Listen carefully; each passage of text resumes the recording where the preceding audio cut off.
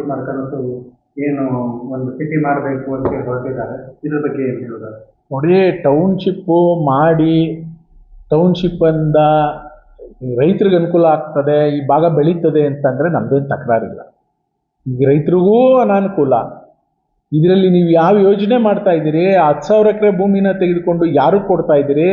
ಯಾರು ನಿಮ್ಮ ಹತ್ರ ಮುಂದೆ ಬಂದಿದ್ದಾರೆ?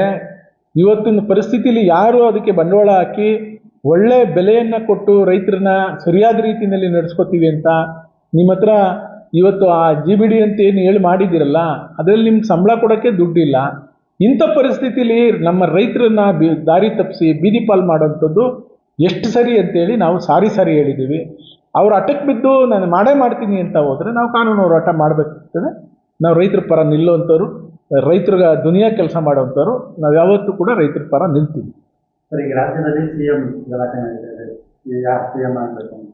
ಇದರಿಂದ ಅಭಿವೃದ್ಧಿ ಕುಂಠಿತ ಆಗ್ತದೆ. ಮತ್ತು CM ಜಗಳದ ಬಗ್ಗೆ ಏನು ಹೇಳ್ತಾರೆ? ಅಭಿವೃದ್ಧಿ ಈಗಾಗಲೇ ಇವ್ರದ್ದು ಯಾವಾಗ ಚರ್ಚೆ ಶುರು ಆಯಿತು, ಎಲ್ಲ ಅಧಿಕಾರಿಗಳು ಇವತ್ತು ಸರ್ಕಾರದ ವಿರುದ್ಧ ಕೂತಿದ್ದಾರೆ. ಇದು ಯಾವಾಗ ಸರ್ಕಾರ ಹೋಗುತ್ತೋ, ಯಾರ ಮಂತ್ರಿ ಪ್ರೆಷರ್ಗೋ, ಮುಖ್ಯಮಂತ್ರಿ ಪ್ರೆಷರ್ಗೋ, ಉಪಮುಖ್ಯಮಂತ್ರಿ ಪ್ರೆಷರ್ಗೋ ನಾನು ಕೆಲಸ ಮಾಡಿದ್ರೆ ಮತ್ತೆ ನನಗೆ ಕುತ್ತು ಬರುತ್ತೆ ಅಂತೇಳಿ ಇವತ್ತು ಪ್ರಮುಖ ಅಧಿಕಾರಿಗಳು ಇವತ್ತೆಲ್ಲ ಸರ್ಕಾರದ ವಿರುದ್ಧ ನಿಂತಿದ್ದಾರೆ. ಈ ಸರ್ಕಾರ ಸ್ಟೇಬಲ್ ಇಲ್ಲ. ಇವತ್ತು ಈ ಸರ್ಕಾರ ಯಾವತ್ತು ಇದನ್ನು ಅವರು ಅನಿಶ್ಚಿತ ಪರಿಸ್ಥಿತಿಗೆ ಹೋಗಿ ತಲುಪ್ತಾರೆ ಅನ್ನೋದನ್ನ ಹೇಳಲಿಕ್ಕೆ ಸಾಧ್ಯ ಇಲ್ಲ.